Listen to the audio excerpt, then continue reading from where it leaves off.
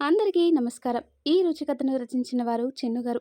హాల్లో రాధారమణ టీవీ చూస్తూ ఉన్నారు. అంతలో లగేజ్తో వచ్చిన కావ్యని చూసి, ఏంటే ఇలా చెప్పపెట్టకుండా వచ్చేశావు? అంది రాధ. ఏం రాకూడదా? రాకూడదని కాదే, ఇప్పుడు ఇలా ఈ లగేజ్తో వచ్చావేంటి అని. ఏమైనా సమస్య? అదేం లేదు. రావాలనిపించింది వచ్చాను అంతే. వద్దు రాకూడదంటే చెప్పు, వెళ్ళిపోతాను అని సీరియస్గా చెప్పింది కావ్య. ఎప్పుడూ అంత కోపంగా లేని కావ్యని చూసి, రాధా నువ్వు కాస్త ఆగు అన్నాడు రమణ. అది కాదండి, ఇది ఇలా లగేజ్తో వస్తే అని రాధ అనేలోపు, నేను నిన్ను సైలెంట్గా ఉండమన్నా అని రమణ గట్టిగా అనడంతో రాధ కామైపోయింది. లగేజ్ తీసుకుని కావ్య లోపలికి వెళ్ళాక, అదేంటండి, అది ఇలా వచ్చేస్తే సైలెంట్గా ఉండమంటారు? అబ్బా రాధా, నీకన్నిటికీ తొందర. అసలు అమ్మాయి కోపంలో ఉంది. ఇప్పుడు దాన్ని కదిలించడం కన్నా కొంచెం సర్దుకున్నాక అమ్ములే చెబుతుందని రమణ చెప్తుండగా లక్ష్మి దగ్గర నుండి కాల్ వచ్చింది. నమస్కారం వదిన గారు, చెప్పండి. నమస్కారం వదిన. కావ్య వచ్చిందా అక్కడికి? వచ్చిందండి. కానీ లగేజ్తో వచ్చిందేంటి? ఏమైనా ప్రాబ్లమా? ఏమిటి? ఏదైనా సమస్య? అయినా అది ఎంత అడిగినా చెప్పడం లేదు. కాస్త మీరైనా చెప్పండి అని రాధ అడగడంతో లక్ష్మి తనకు తెలిసిన చూసిన విషయం చెప్పి, మాకైతే ఇద్దరూ ఏం చెప్పలేదు. కావ్య మీకైనా చెబుతుందేమో కనుక్కోండి. నేను కూడా గౌతమ్ను అడిగి కనుక్కోవడానికి ట్రై చేస్తాను. అయినా మీరేం కంగారు పడనవసరం లేదు. అంతా మంచిగానే ఉంటుందిలెండి అని లక్ష్మి చెప్పడంతో సరే అని రాధ ఆలోచిస్తూ ఫోన్ పెట్టేసి రమణకి జరిగిన విషయం చెప్తుంది. కాసేపటికి రాధ కావ్య రూమ్కి వెళ్తుంది. కావ్య తన బెడ్ మీద కూర్చొని ఏడుస్తూ ఉంటుంది. రాధ కావ్య దగ్గరకు వచ్చి పక్కన కూర్చొని ఏడుస్తున్న కూతురి తలపై చేయి పెట్టి, అమ్ములు, అసలేమైందిరా? అల్లుడు గారికి నీకు ఏమైనా సమస్య అని అడగగానే కావ్య ఏడుస్తూ, అంత కర్మ అమ్మ అంటూ రాధ ఒడిలో తల పెట్టి చెప్తుంది. అసలేమైందిరా, ఎందుకు ఏడుస్తున్నావు అని రాధ అడగడంతో, అమ్మ, ఇప్పుడు అంతకన్నా నేనేం చెప్పలేను, ప్లీజ్ నన్ను కాస్త ఒంటరిగా వదిలేయ్ అని కావ్య చెప్పడంతో సైలెంట్ అయిపోతుంది రాధ. అలాగే ఏడుస్తూ నిద్రపోయిన కావ్యను బెడ్ మీద పడుకోబెట్టి వెళ్ళింది రాధ. ఇటు గౌతమ్ పరిస్థితి కూడా ఇలానే ఉంది. ఎవరు ఏం అడిగినా చెప్పడం లేదు. అలా ఇద్దరూ భోజనం కూడా చేయలేదు. మరుసటి రోజు గౌతమ్ నిద్రలేవగానే కావ్య, కాఫీ అని అరిచాడు. వెంటనే కావ్య లేదని గుర్తించి డల్లయ్యాడు.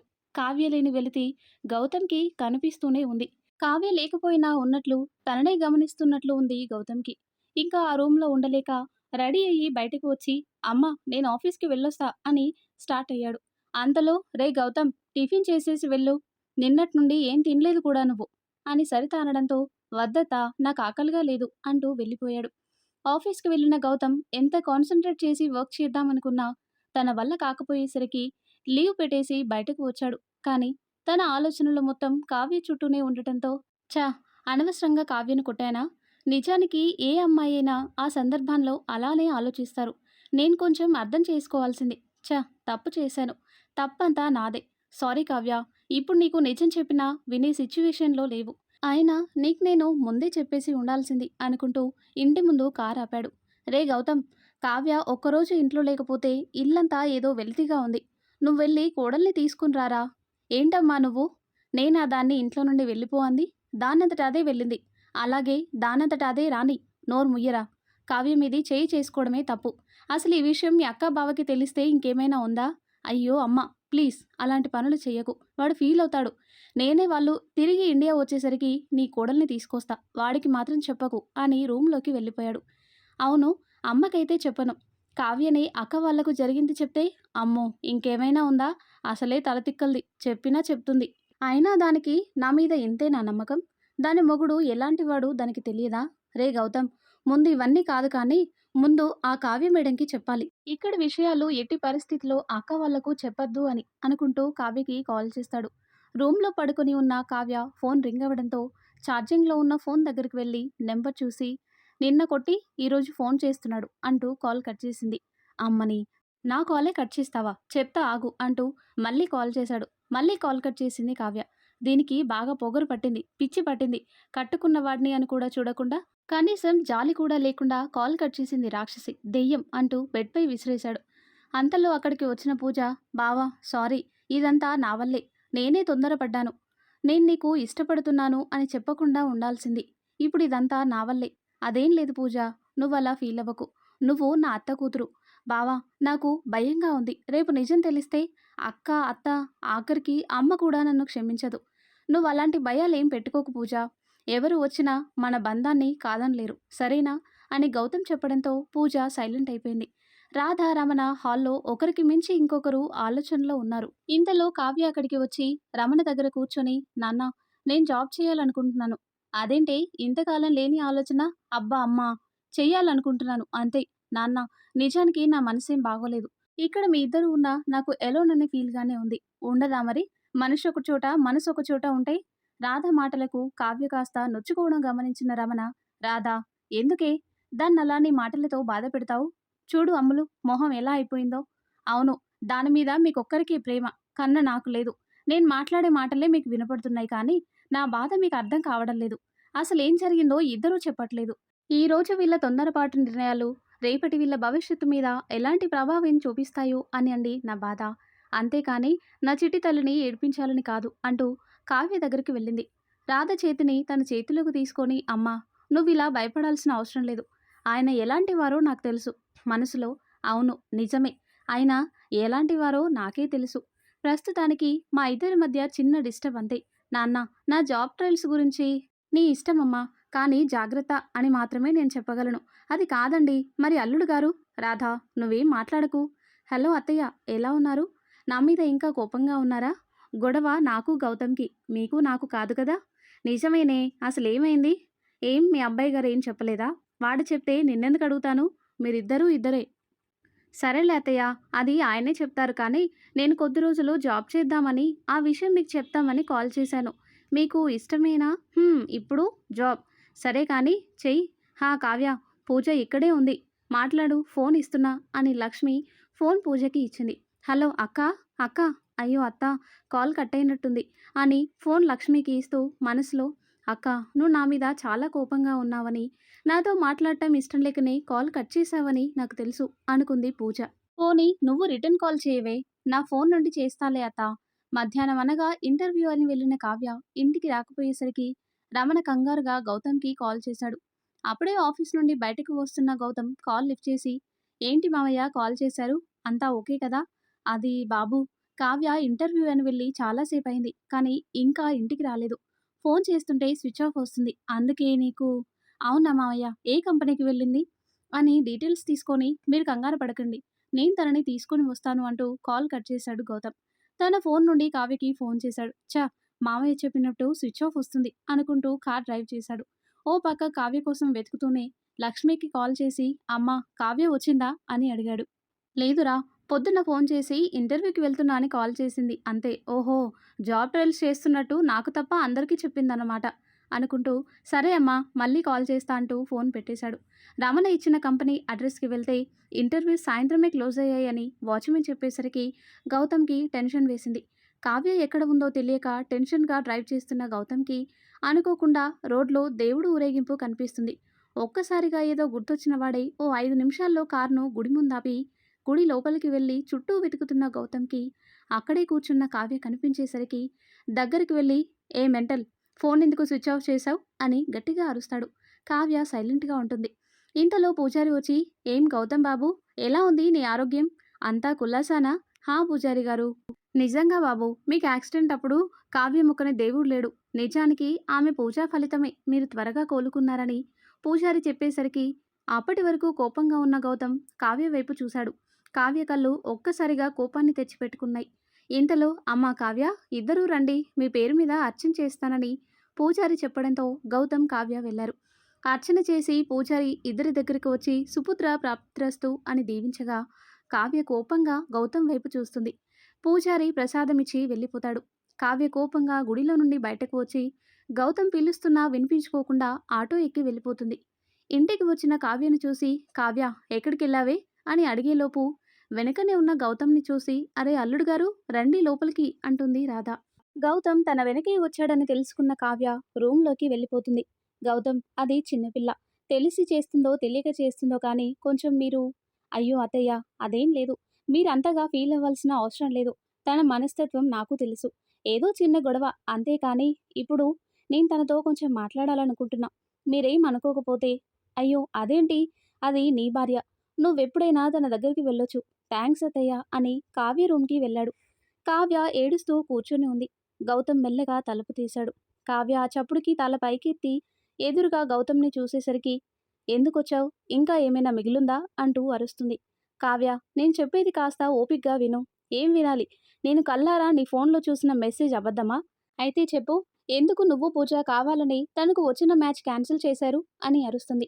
కావ్య కళ్ళతో చూసేది అంతా నిజం కాదు అంటూ తన దగ్గరకు వెళ్ళాలని ట్రై చేస్తాడు. "వద్దు, నా దగ్గరికి రావద్దు. I hate you. వెళ్ళిపో ఇక్కడి నుండి" అని తన చేతికందిన బొమ్మని నేలకేసి కొడుతుంది. ఆ శబ్దానికి రాధ రూంలోకి వస్తుంది. "అమ్మా, ఆయన్ను వెళ్ళమను ఇక్కడి నుండి" అని అంటున్న కావ్యని చూసి బయటకు వస్తాడు గౌతమ్. "ఏంటే నీకు పిచ్చి పట్టిందా? ఆ అబ్బాయి ఏదో చెప్పాలని ట్రై చేస్తుంటే అస్సలు వినిపించుకోకుండా నువ్వు ఐ హేట్ యూ అంటావేంటే? అంతా నా కర్మమ్మ" అంటుండగా గౌతమ్ మళ్ళీ రూంలోకి వస్తాడు. అక్కడే పడిపోయిన కారు కీను తీసుకొని "థ్యాంక్స్. మనిషిగా నన్ను నువ్వు నమ్మే సిచ్యువేషన్‌లో లేకపోయినా అసలు విషయం ఎవరికీ చెప్పకుండా భార్యగా అందరి ముందు నా గౌరవం కాపాడుతున్నందుకు" అంటూ వెళ్ళిపోయాడు. గౌతమ్ వెళ్ళిన వైపే రాధా, కావ్య చూస్తూ ఉండిపోయారు. టైం ఉదయం 7:30 గంటలు. హాల్‌లో అంతా ఏదో హడావిడిగా ఉంది. ఆ మాటలకి గౌతమ్‌కి నిద్ర పట్టక అటూ ఇటూ దొర్లుకుంటూ పడుకొని ఉన్నాడు. ఇంక వల్ల కాక రూమ్ నుండి బయటకు వచ్చి "అబ్బా ఏంటమ్మా పొద్దున్నే" అంటుండగానే వంటగదిలో నుండి సుజాత కాఫీ కప్‌తో బయటకు వచ్చి సోఫాలో కూర్చొని ఉన్న గౌతమ్‌కి కాఫీ ఇవ్వబోయింది. గౌతమ్ కప్ అందుకుంటూ "హే అక్కా! ఏంటిది? నిజమా కలా? నువ్వు ఇక్కడ?" "మావయ్య" అంటూ వచ్చిన సాయిను ఒడిలో కూర్చోబెట్టుకొని "అరే చిట్టి, అందరూ వచ్చేసారా?" "ఓ మావయ్య, అవునా? ఎవరు చెప్పనే లేదే మరి?" "ఏమే అక్క, ఇక్కడ తమరికి ఆయన యాక్సిడెంట్ గురించి, తర్వాత కావ్య నీ గురించి తెలిసి ఆయన తీసుకున్న డెసిషన్ ఇది. ఇక్కడ పరిస్థితి ఏమైందే? అంతా బానే ఉంది కదా?" "రే ఆపురా నీ నాటకాలు. అమ్మ అంతా చెప్పింది. అందుకే ఆయన ఈ నిర్ణయం తీసుకున్నారు." గౌతమ్ అక్కడ ఎదురుగా కూర్చుని చూస్తున్న, వింటున్న లక్ష్మి వైపు కోపంగా చూస్తూ "అమ్మా, ఇదంతా నీ పనా? నీకేం చెప్పానసలు? ఒక్కసారిగా గట్టిగా 'అవునరా చెప్పొద్దన్నావు. కానీ ఎన్నిసార్లు అడిగి ఉంటాం? అసలేం జరిగిందో చెప్పు' అని. మరి నువ్వు చెప్పావా? అందుకే సురేష్‌కి చెప్పాల్సి వచ్చింది" అంది లక్ష్మి. "ఛీ, నన్నర్థం చేసుకునే వాళ్ళే లేరు. అయినా బావెక్కడా?" "ఆయన ఏదో పని ఉందని బయటకు వెళ్ళాడు." "సార్, పూజ అనే అమ్మాయి కోసం వాళ్ళ అన్నయ్య వచ్చారు. బయట విజిటర్ రూమ్‌లో కూర్చొని ఉన్నారు" అని ప్యూన్ జరుగుతున్న క్లాస్ మధ్యలో వచ్చి లెక్చరర్‌కి చెప్పి వెళ్ళాడు. "పూజ, యూ మే గో నౌ" అని లెక్చరర్ చెప్పేసరికి క్లాస్ బయటకు వచ్చింది. విజిటర్ రూమ్‌కి వెళ్తూ "అయినా నా కోసం ఎవరొచ్చారబ్బా? వస్తే గిస్తే గౌతమ్ బావ రావాలి కానీ, కొత్తగా ఈ అన్నయ్య ఎవరు?" అని మనసులో అనుకుంటూ వెళ్ళింది. విజిటర్స్ రూమ్‌లో మొహానికి అడ్డంగా పేపర్ పెట్టుకొని సీరియస్‌గా ఓ వ్యక్తి చదువుతూ కూర్చొని ఉన్నాడు. అతన్ని చూసి ఇతనేనా అన్నయ్య అంటూ వచ్చింది. లేక ఇంకెవరైనానా అనుకుంటూ చుట్టూ చూస్తూ ఉండగా పూజ అనే పిలుపుతో వెనక్కి తిరిగి చూసింది. ఎదురుగా పేపర్‌ను టేబుల్ మీద పెడుతున్న సురేష్‌ని చూసి "అరే అన్నయ్య, ఎప్పుడొచ్చారు? వదిన వాళ్ళు కూడా వచ్చేసారా? ఎలా ఉన్నారందరూ?" "మేము మార్నింగ్ ఫ్లైట్‌కి వచ్చాం పూజ." "అది సరే పూజ, నేను నీతో కొంచెం పర్సనల్‌గా మాట్లాడాలని వచ్చాను. నీకు ఓకే అయితే బయటకు వెళ్దామా?" "ఓ 1 అవర్ పర్మిషన్ తీసుకొని" అని సురేష్ అడిగాడు. పూజ కొంచెం ఆలోచిస్తూనే "సరే అన్నయ్య, నేను వెళ్ళి బ్యాగ్ తీసుకొనొస్తాను." ఓ 5 నిమిషాల తర్వాత పూజ రావడంతో ఇద్దరూ కలిసి బయటకు వెళ్లారు. పార్కులో ఎదురెదురుగా పూజ, సురేష్ ఇద్దరూ కూర్చుని ఉన్నారు. వాళ్ళిద్దరి మధ్య ఉన్న మౌనాన్ని చెరిపేస్తూ "చెప్పన్నయ్య, ఏదో మాట్లాడాలని తీసుకువచ్చి సైలెంట్‌గా ఉన్నారు" అంది పూజ. అంటూ గట్టిగా నిట్టూర్చి పూజ "అసలు ఇంట్లో ఏం జరుగుతుందో నీకు తెలుసా?" అది అది అన్నయ్య, అక్క బావ మధ్య చిన్న గొడవ అంతే." "లేదు పూజ, చిన్న గొడవైతే గౌతమ్ కావ్య మీద చేయి చేసుకోడు. కావ్య ఇంటిని గౌతమ్‌ను వదిలిపోదు. ఇంకేదో రీజన్ ఉంది. చెప్పు. అది నీకు తెలుసని నాకు తెలుసు. చెప్పు పూజ." "అన్నయ్య, అది" అని నేల చూపులు చూస్తున్న పూజతో "పూజ, నువ్వు చెప్పేదాన్ని బట్టే గౌతమ్, కావ్యల జీవితాలు ఆధారపడి ఉన్నాయి. చెప్పు. అదేదైనా సరే నేను సాల్వ్ చేయడానికి ట్రై చేస్తాను. చెప్తానన్నయ్య.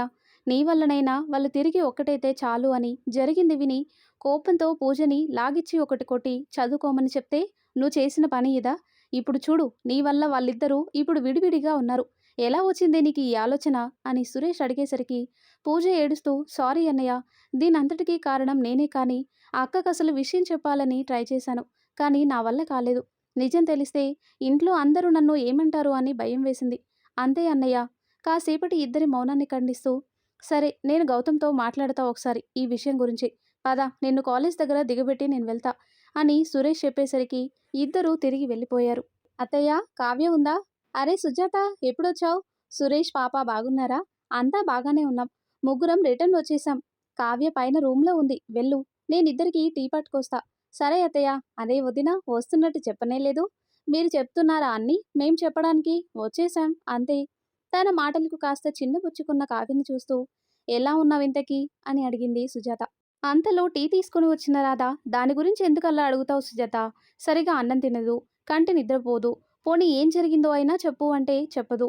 అమ్మా, చాలు కానీ నువ్వెళ్ళు. నేను కాసేపు వదినతో మాట్లాడాలని కావ్య అనేసరికి ఇద్దరికి టీ ఇచ్చి బయటకు వచ్చేసింది రాధ. అసలేం జరిగింది కావ్య? ఎందుకు వాడు నీ మీద చేయి చేసుకున్నాడు? కావ్య తన కాళ్ళ మెట్టలను సరిచేసుకుంటూ, అది వదినా. చెప్పు కావ్య. ఇప్పుడు నువ్వు చెప్పకపోతే నేను ఇంకెప్పుడు నీతో మాట్లాడను. జరిగిందేంటో చెప్పు. అయ్యో వదినా, ఎందుకంత మాట? చెప్తాను. ఇప్పటి వరకు ఎవరితోని పంచుకొని నా బాధ కనీసం నీతో అయినా పంచుకుంటాను. అసలేం జరిగింది అంటే, పూజకి పెళ్లి చూపులని చెప్పేసరికి నేను షాపింగ్ వెళ్ళాను. అనుకోకుండా నేనక్కడ గౌతమ్, పూజ ఇద్దరిని చూశాను. నేను గౌతమ్మా కాదా అని కాల్ చేస్తే అక్కడే ఉండి కూడా ఆఫీస్లో ఉన్నా అని అబద్ధం చెప్పాడు. నేను డైరెక్ట్గా వాళ్ళ దగ్గరికి వెళ్ళి అడిగేసరికి నాకు సరైన సమాధానం కూడా రాలేదు. మరుసటి రోజు అనుకోకుండా ఆయన ఫోన్లో పూజతో చాటింగ్ చూశాను. అందులో, బావా, రేపు వచ్చే మ్యాచ్ నువ్వెలా అయినా క్యాన్సిల్ చేయించాలి. నువ్వు లేకపోతే నేనేమైపోతానో. నన్ను నువ్వు అర్థం చేసుకున్నందుకు థ్యాంక్స్ బావా. ఐ లవ్ యూ బావా.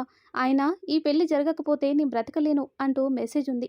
తర్వాత రోజు పెళ్లి చూపులకి అబ్బాయి వాళ్ళు రావటం, పూజ కన్నా ముందు మీ తమ్ముడే ఆ మ్యాచ్ వద్దని చెప్పేసరికి నాకు కోపం వచ్చి ఆ రోజు మా రూమ్లో నా వెనకానే వచ్చిన గౌతమ్, కావ్య, అది ఈ పెళ్లి పూజకి ఇష్టం లేదు, అందుకే అలా చెప్పాను. పూజకి ఇష్టం లేదా, లేక మీ ఇద్దరికీ ఇష్టం లేదా అని కోపంగా అన్న కావ్య, కావ్య, ఏం మాట్లాడుతున్నావో నీకు అర్థమవుతుందా? నేనేం మాట్లాడుతున్నానో నాకు అర్థమవుతుందండి అంటూ టేబుల్ మీద ఉన్న గౌతమ్ ఫోన్ తీసుకొని, చూడండి, దీనికేం చెప్తారు మీరు? చెప్పండి, ఏంటిది ఈ మెసేజ్కి? ఇప్పుడు మీరు చేసిన ఈ పనికి అర్థం ఏంటి? నేను మీకు అప్పుడే బోర్ కొట్టేశానా, లేక నన్ను పెళ్లి పేరుతో వాడుకో అంటుండగానే కొట్టాడు అని ఇంకా ఏదో చెప్పబోతున్న కావ్య మాటలు పూర్తిగా వినకుండానే సుజాత ఒక్కసారిగా కోపంగా పైకి లేచి వెళ్ళిపోబోయింది. అంతలో వదిన, ఎక్కడికి? ఎక్కడికేంటి? వెళ్ళి ఇద్దరిని అడుగుతాను, ఏంటిది అని అడుగుతాను. అసలా పూజని వదిన కోపగించుకోకు, ఫస్ట్ నువ్వు కూర్చో. ఆయనకు చెప్పాలని ఉంటే ఎప్పుడో చెప్పేవాడు, కానీ చెప్పలేదంటేనే అర్థం చేసుకో. ఇంత జరిగినా ఏదో ఒకరోజు నిజం బయటపడక తప్పదు. ఆ రోజు ఆ నిజం మా బంధాన్ని కొనసాగిస్తుందో లేక, లేక చెప్పు కావ్య. చెప్పేదేముందో వదినా, అంతటితో ముగిస్తుందో. అంటే కావ్య, నీకు గౌతమ్ మీద నమ్మకం లేదా? ఆయన మీద నమ్మకం లేక కాదు వదినా, ఉంది. కానీ ఇప్పటి పరిస్థితుల మీద లేదు నమ్మకం. కళ్ళతో చూస్తున్న ఏది నిజమో ఏది అబద్ధమో తెలియట్లేదు. కంటికి కనిపించేది ఏదీ నా మనసు నమ్మను అంటుంది. హాయ్ సరిత, ఏంటి వెంటనే రమ్మని కాల్ చేశావు? అవును గౌతమ్, నీతో ఓ ఇంపార్టెంట్ ఇష్యూ మాట్లాడాలి, అందుకే. టెన్స్తో ఇంపార్టెంట్ ఇష్యూవా? Is everything okay? అది గౌతమ్, అది పూజ. పూజ పూజ కాలేజ్కి వెళ్ళింది. అది కాదు గౌతమ్, కాలేజ్కి వెళ్ళిన పూజ కళ్ళు తిరిగి పడిపోతే ఇక్కడికి తీసుకువచ్చారు. ఏంటి, పూజ కళ్ళు తిరిగి పడిపోయిందా? అవును గౌతమ్, తన కండిషన్ చూసి టెస్ట్ చేస్తే పూజ పూజకి పూజకి ఎలా ఉందో చెప్పు సరిత. బానే ఉంది కదా, చెప్పు. తను okay Gautam, but she is conceive. What? ఏంటి సరిత నువ్వు చెప్పేది? పూజ, అవును గౌతమ్, తను తల్లి కాబోతుంది. పక్కనే వార్డులో ఉంది, నువ్వు వెళ్ళి చూడు. సరే అని వెనక తిరిగిన గౌతమ్ ఎదురుగా సుజాత కావ్యని చూసి షాక్ అయ్యాడు. కావ్య, అది అని గౌతమ్ ఏదో చెప్పేలోపు కావ్య అక్కడి నుండి ఏడుస్తూ వెళ్ళిపోయింది. ఆ తర్వాత ఏం జరిగిందో నెక్స్ట్ వీడియోలో తెలుసుకుందాం. ఎంతో ఇంట్రెస్టింగ్గా ఉండే ఈ స్టోరీ నెక్స్ట్ పార్ట్స్ కోసం ఈ వీడియో లైక్ చేసి మన ఛానల్ని తప్పకుండా సబ్స్క్రైబ్ చేయండి. Thanks for watching.